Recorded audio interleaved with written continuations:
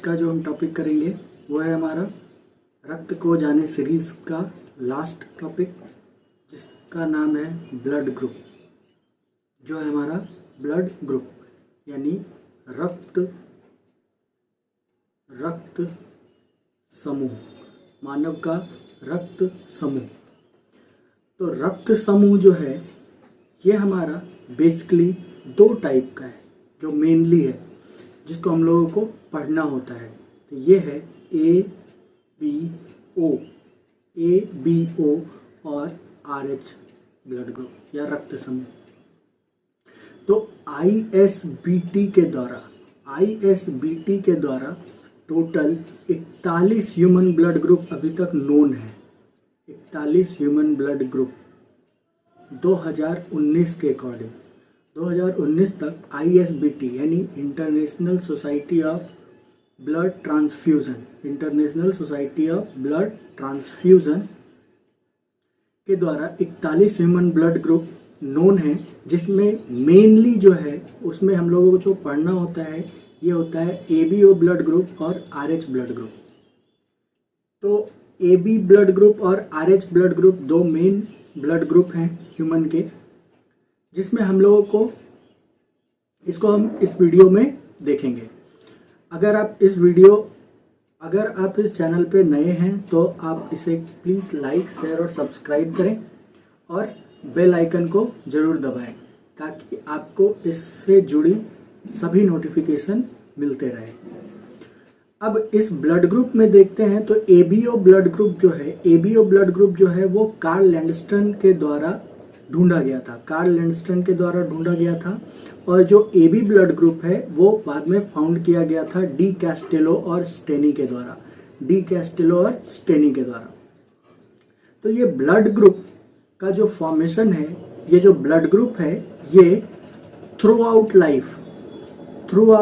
Life पूरे जीवन काल में एक जैसा होता है, परंतु कुछ केसेस में जो कुछ इन्फेक्शन या कुछ ऑटो इम्यून डिजीज के कारण ये ब्लड ग्रुप लाइफ में चेंज भी हो सकते हैं, परंतु ये फिक्स्ड होते हैं। ये हमेशा जो एक बार हो गया वही होता है कंटिन्यूअस। लेकिन कुछ चेंज में एक और है जो बोन मेरो, अगर बोन मेरो का ट्रांसप्लांट होता है यानी बोन मेरो अगर चेंज होता है तो ब्लड ग्रुप चेंज हो सकता है, लेकिन ऐसे ये continuous throughout life same ही होता है। तो इसमें हम देखते हैं तो हमारा जो ब्लड ग्रुप है ABO, ये हम बोलेंगे कैसे, ये हम किसको बोलेंगे कि ये AB ब्लड ग्रुप वाले हैं या A ब्लड ग्रुप वाले हैं। तो ये जो डिसाइड होता है ये दो चीज़ों से डिसाइड होता है। तो यहाँ पे हम देखते हैं तो RBC के ऊपर एंटीजन प्रेजेंट होते हैं। एंटीजन क्या होते हैं, तो वो एक तरह का प्रोटीन होता है जो फॉरेन पार्टिकल्स के द्वारा प्रोड्यूस किया जाता है, और एंटीबॉडी जो होता है वो प्लाज्मा के ऊपर प्रेजेंट होता है। तो एंटीबॉडी वो प्रोटीन है जो इस एंटीजन के ऊपर फंक्शन करता है और इसको डिस्ट्रॉय करता है। तो यहाँ पे अगर हम देखते हैं तो ब्लड ग्रुप A वाले जो होते हैं, ये ब्लड ग्रुप A वाले में RBC पे A एंटीजन प्रेजेंट होता है। RBC के ऊपर A एंटीजन प्रेजेंट होता है और प्लाज्मा में एंटीबॉडी B प्रेजेंट होता है। और B ब्लड ग्रुप में B एंटीजन होते हैं RBC के ऊपर और एंटीबॉडी A प्रेजेंट होता है। यानी ये जो एंटीबॉडी है ये एंटीजन A के ऊपर काम करेगा और ये जो एंटीबॉडी B है वो B के ऊपर काम करेगा। एंटीबॉडी B जो है वो एंटीजन B के ऊपर काम करेगा, ठीक है। और जो AB है उसके पास दोनों एंटीजन प्रेजेंट हैं, A और B, इसके पास दोनों एंटीजन प्रेजेंट हैं, लेकिन इसके पास एंटीबॉडी प्रेजेंट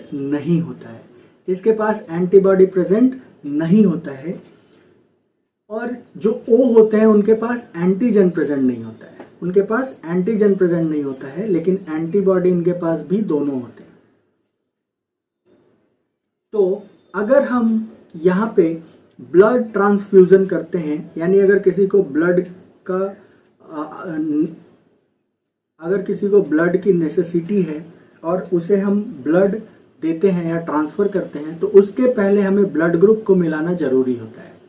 अगर ऐसा नहीं करते हैं तो क्या होगा, तो अगर हम ए ब्लड ग्रुप वाले को बी ब्लड ग्रुप के साथ मिला देते हैं तो क्या होगा, तो इसका जो एंटीबॉडी है वो एंटीजन बी के ऊपर काम करेगा और एंटीबॉडी ए जो है ए के ऊपर काम करेगा और ब्लड क्लम्प हो जाएंगे, ब्लड क्लम्प हो जाएंगे यानी मिक्सअप हो जाएंगे और ये पाथ का ब्लॉकेज हो जाएगा। इस प्रोसेस को बोलते हैं एग्लूटिनेशन।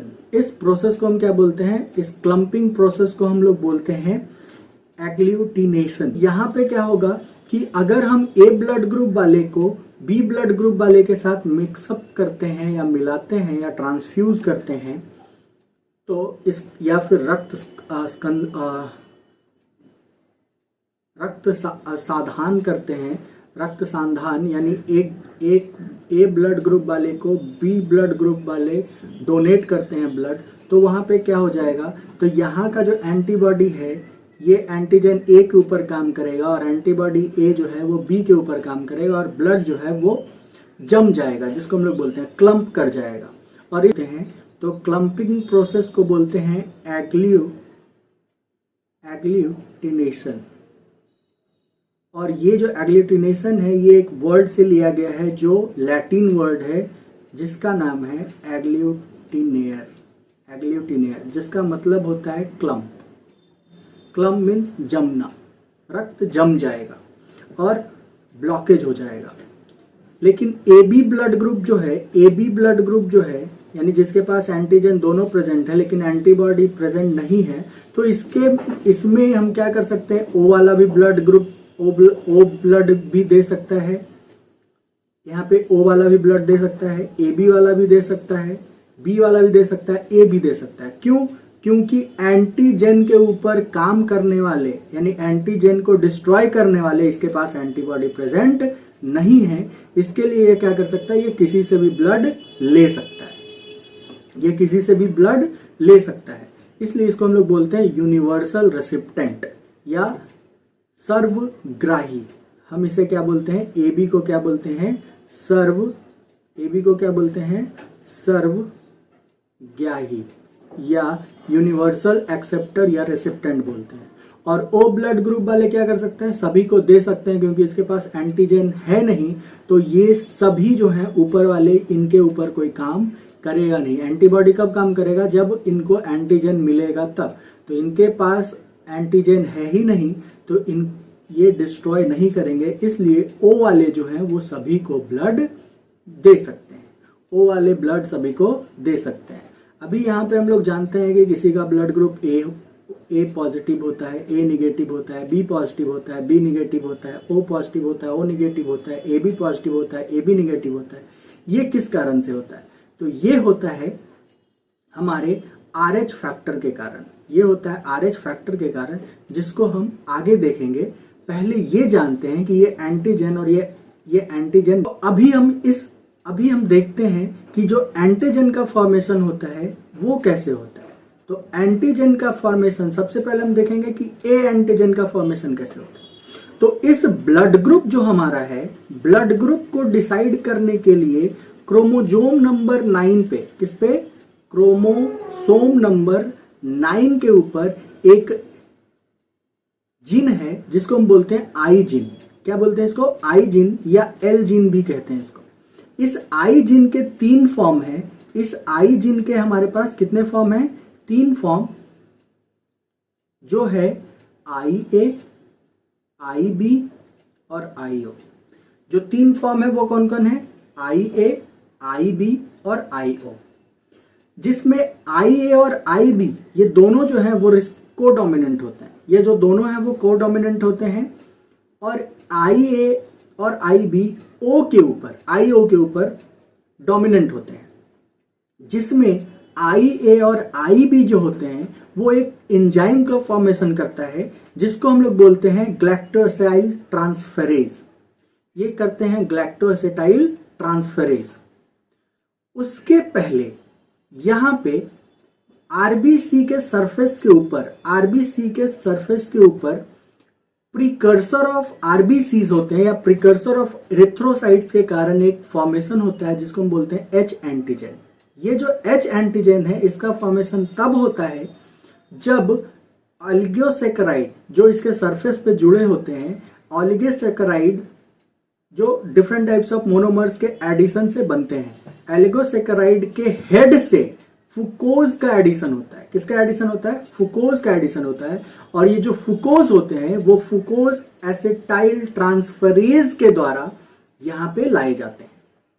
किसके द्वारा लाए जाते हैं? तो फुकोज एसिटाइल ट्रांसफरेज के द्वारा। जब ये ऑलिगोसैकेराइड के हेड से ऐड होता है तब हमारा एच एंटीजन का फॉर्मेशन होता है। तब हमारा एच एंटीजन का फॉर्मेशन होता है। और ये जो है ये यूनिवर्सल है, यानी ये सभी के ऊपर, ए के ऊपर, बी के ऊपर, ए बी के ऊपर और ओ के ऊपर, यानी इन चारों ब्लड ग्रुप के इरिथ्रोसाइट्स के सरफेस पे कौन प्रेजेंट होगा? तो हमारा एच एंटीजन प्रेजेंट होगा, जो क्या है? Precursor of erythrocytes.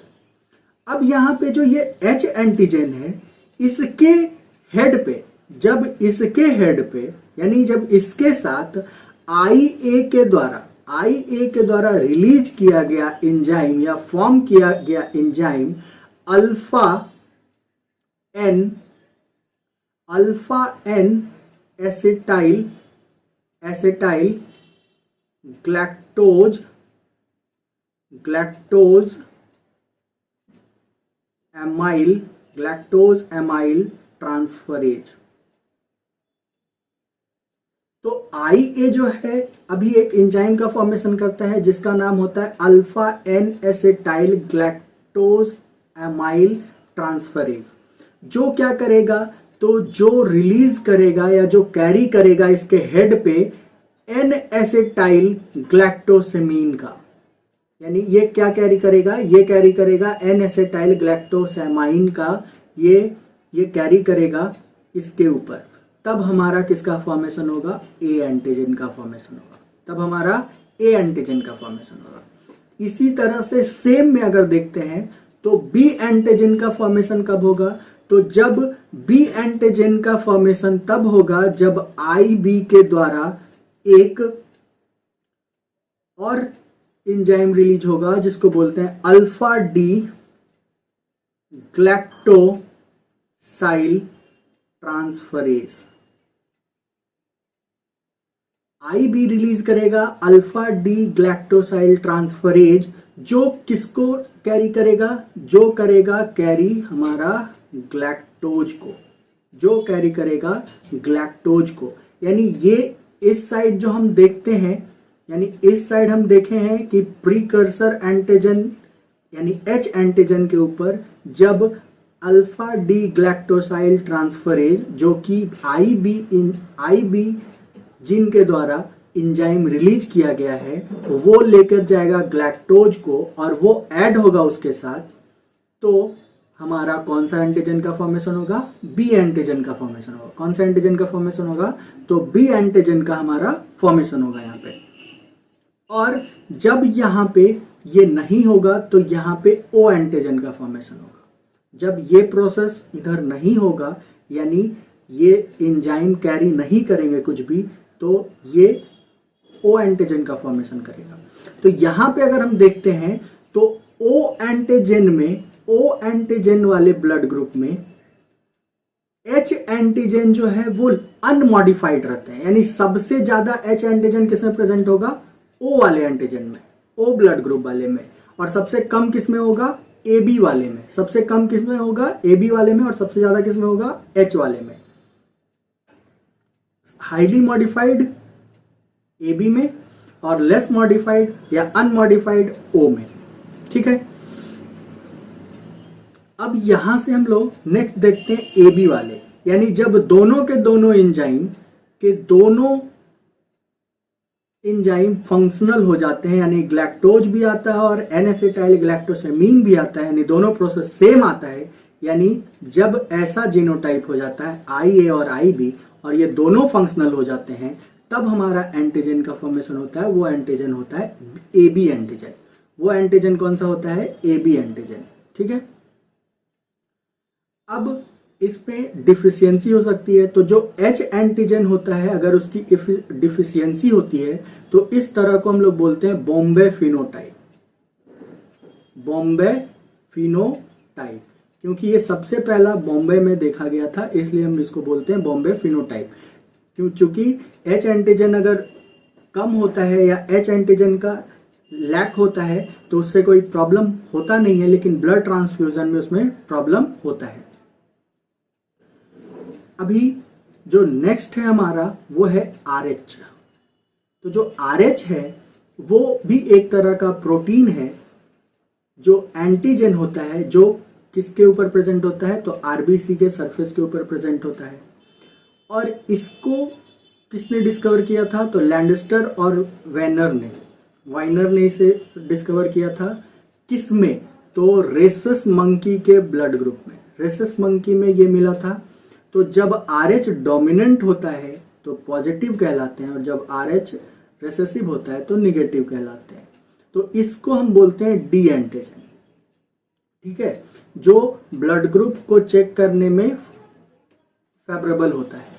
तो जब यहाँ पे RH ब्लड ग्रुप जो पहला ट्रांसफ्यूजन होता है RH पॉजिटिव वाले, यानी अगर पॉजिटिव वाले निगेटिव वाले को ब्लड देते हैं तो कोई हार्म नहीं है। फर्स्ट टाइम कोई हार्म नहीं है, क्योंकि उस समय उनके अंदर एंटीबॉडी प्रेजेंट नहीं होता है। लेकिन बाद में उनके अंदर एंटीबॉडी प्रेजेंट हो जाता है RH निगेटिव वाले में, और जब नेक्स्ट टाइम ये होता है यानी एंटीबॉडीज अब उनके अंदर प्रेजेंट हो गए और दोबारा जब ये प्रोसेस होता है फिर से अगर उसमें ट्रांसफ्यूजन होगा तो वहां पे आरबीसी डिस्ट्रॉय हो जाते हैं, क्योंकि वो जो एंटीबॉडी बना है वो RH पॉजिटिव वाले ब्लड के आरबीसी को डिस्ट्रॉय कर देगा। और ये जब फोएटस में होता है तो उस तरह को हम लोग बोलते हैं इरिथ्रोब्लास्टोसिस फोएटिलिस। यहाँ पे बेसिकली क्या होता है, जब एक RH positive father RH negative mother, यानी जब RH निगेटिव मदर यहाँ पे एक बेबी करती है और उस बेबी का जो ब्लड होता है वो RH पॉजिटिव हो जाता है, तो फर्स्ट टाइम इसमें कोई प्रॉब्लम नहीं होता है, क्योंकि उस टाइम तक एंटीबॉडी बनता है RH निगेटिव के अंदर, लेकिन इतना नहीं बन पाता है कि वो इसके ऊपर एक्शन ले सके, ठीक है। लेकिन जब सेकेंड टाइम ये ऐसा होता है तब ये इनके अंदर जो एंटीबॉडी बना है वो इनके ऊपर फंक्शनल हो जाते हैं और फोएटस के आरबीसी को डिस्ट्रॉय कर देते हैं या हेमोलाइटिक डिस्ट्रक्शन करते हैं, जिसके कारण से उनके अंदर कमी हो जाती है और वो एनीमिया से पीड़ित हो जाते हैं। जो फोएटस होते हैं वो एनीमिया से पीड़ित हो जाते हैं और इस कंडीशन को हम बोलते हैं इरिथ्रोब्लास्टोसिस फोएटिलिस, ठीक है।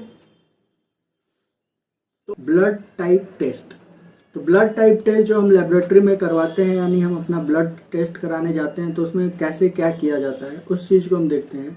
तो उसके पहले हम लोग को ये वाला टेबल याद रखना है ए बी और ओ, जिसमें ए के पास क्या है, कौन सा ब्लड है, कौन सा एंटीजन है, ए एंटीजन है। बी के पास कौन सा एंटीजन है, बी एंटीजन है। ए बी के पास कौन सा एंटीजन है, ए और बी दोनों एंटीजन है। और ओ के पास कोई भी एंटीजन प्रेजेंट नहीं होता है। ओ के पास कोई भी एंटीजन प्रेजेंट नहीं होता है। इसके पास एंटीबॉडी कौन सा होगा, तो बी एंटीबॉडी होगा। इसके पास कौन सा एंटीबॉडी होगा, तो इसके पास ए एंटीबॉडी होगा। इसके पास कोई भी एंटीबॉडी प्रेजेंट नहीं होते हैं। और ओ के पास क्या होता है, तो ओ के पास एंटीबॉडी दोनों प्रेजेंट होते हैं, ए और बी दोनों, ठीक है। तो यहाँ पे जो फंक्शन किया जाता है वो किया जाता है, एंटीबॉडी ए लिया जाता है, एंटीबॉडी बी लिया जाता है और एक एंटीबॉडी डी लिया जाता है जो RH के लिए होता है। अब यहाँ पे ब्लड सैंपल को लिया जाता है और एंटीबॉडी ए बारी बारी से तीनों केमिकल्स में अलग अलग दिया जाता है। तो अगर एंटीबॉडी ए में डाला गया और ये ब्रस्ट कर गया, यानी ये क्लम्प कर गया, ठीक है। क्यों क्लम्प कर जाएगा, क्योंकि यहाँ पे एंटीबॉडी इसके पास ए है और यहाँ पे एंटीजन ये ए है। और एंटीबॉडी डी के ऊपर जब डाला गया तो यहाँ पे भी क्लम्प हो गया, यानी ये डिस्ट्रॉय कर दिया। यानी इनके अंदर ए के अंदर यहाँ पे अगर हम देखते हैं तो बी वाला जो है एंटीबॉडी बी इसको डिस्ट्रॉय नहीं किया क्योंकि इसके अंदर बी एंटीजन प्रेजेंट नहीं है। तो यहाँ पे कौन सा एंटीजन प्रेजेंट है, तो ए एंटीजन प्रेजेंट है, इसलिए यहाँ पे ये हो गए ए। और यहाँ RH यानी डी वाले ने उसको डिस्ट्रॉय कर दिया, यानी ये दिखाता है कि इसके पास ए पॉजिटिव है, यानी इनके अंदर डी एंटीजन प्रेजेंट है, यानी RH एंटीजन प्रेजेंट है। अगर यहाँ पे भी क्लम्प नहीं होता तो ये ए निगेटिव होता। ठीक है, फिर उसी तरह से एक दूसरे ब्लड सैंपल को लिया गया और उस पर चेक किया गया, तो वो एंटीबॉडी ए उसको डिस्ट्रॉय नहीं किया, लेकिन एंटीबॉडी बी डिस्ट्रॉय कर दिया और एंटी डी जो है वो डिस्ट्रॉय कर दिया। यानी इसको ये बताता है कि यहाँ पे बी एंटीजन प्रेजेंट है, यहाँ पे बी एंटीजन प्रेजेंट है और डी एंटीजन प्रेजेंट है और ए एंटीजन प्रेजेंट नहीं है। इस दोनों को अगर हम देखते हैं तो क्या ये किस में दिखा रहा है, तो ये इस टेबल में दिखा रहा है, तो इसका ब्लड ग्रुप क्या हो जाएगा, बी पॉजिटिव। अगर ये डिस्ट्रॉय नहीं होता तो यह क्या हो जाता, ये बी निगेटिव हो जाता। ठीक है, उसके बाद नेक्स्ट लिया गया और देखा गया कि तीनों डिस्ट्रॉय हो गए, यानी ये दिखाता है कि यहाँ पे एंटीजन जो था वो ए था, बी एंटीजन पे भी प्रेजेंट है और डी एंटीजन भी प्रेजेंट है। तो ये दोनों एंटीजन जब प्रेजेंट होते हैं तो वो कौन से ब्लड ग्रुप होते हैं, बी वाले होते हैं, इसलिए इसको बोलते हैं ए बी ब्लड ग्रुप और पॉजिटिव। अगर ये क्लम्प नहीं करता तो ये ए निगेटिव, ए बी निगेटिव होते। ठीक है, एक सैंपल लिया गया जिसमें कोई भी क्लम्प नहीं हुआ। अगर कोई भी क्लम्प नहीं होता इसका मतलब उनके अंदर कोई भी एंटीजन प्रेजेंट नहीं है, और जिसमें कोई भी एंटीजन प्रेजेंट नहीं है वो कहलाते हैं ओ, वो कहलाते हैं ओ। तो ये हो गए ओ। और ये क्लम्प नहीं हुआ तो ये निगेटिव हुआ, अगर ये क्लम्प हो जाता, ये डिस्ट्रॉय हो जाते तो ये ओ पॉजिटिव कहलाते। इस तरह से हम लोग का ब्लड ग्रुप टेस्ट किया जाता है, ये तीनों एंटीबॉडी को यूज करके। ठीक है, यानी एंटीबॉडी का यूज करते हैं और क्लम्पिंग हो रहा है, इसका मतलब वो दिखाता है कि इनके अंदर एंटीजन प्रेजेंट है। अगर एंटीबॉडी ए के अंदर डाला गया और वो क्लम्प कर गया, यानी वहां पे एंटीजन ए प्रेजेंट है, और एंटीबॉडी बी में कोई भी क्लम्पिंग नहीं हुआ, यानी ये दिखाता है कि यहाँ पे बी एंटीजन प्रेजेंट नहीं है। तो अगर ए एंटीजन प्रेजेंट है और बी एंटीजन प्रेजेंट नहीं है तो उस ब्लड ग्रुप को बोलते हैं ए, और यहाँ एंटीबॉडी बी प्रेजेंट है, तो उसके बेसिस पे इसी तरह से हम पूरे को देखते हैं। ठीक है, अब ये ब्लड ग्रुप कंपैटिबिलिटी है, तो हमको पता है कि जो निगेटिव वाले हैं वो सबको ब्लड दे सकते हैं, लेकिन पॉजिटिव वाले निगेटिव वाले को ब्लड नहीं दे सकते, क्योंकि उनके अंदर फिर क्या हो जाएगा, फिर से उनके अंदर एंटीबॉडी का फॉर्मेशन हो जाएगा और वो उनको डिस्ट्रॉय कर देंगे। ये हमारा ब्लड कंपैटिबिलिटी है। यहाँ पे हम लोग देख रहे हैं कि ए बी निगेटिव जो है ये क्या है, तो यहाँ पे ए बी पॉजिटिव जो है वो यूनिवर्सल रेसिपिएंट है, और ओ पॉजिटिव ओ निगेटिव जो है वो हमारा यूनिवर्सल डोनर है। इस तरह से ये वीडियो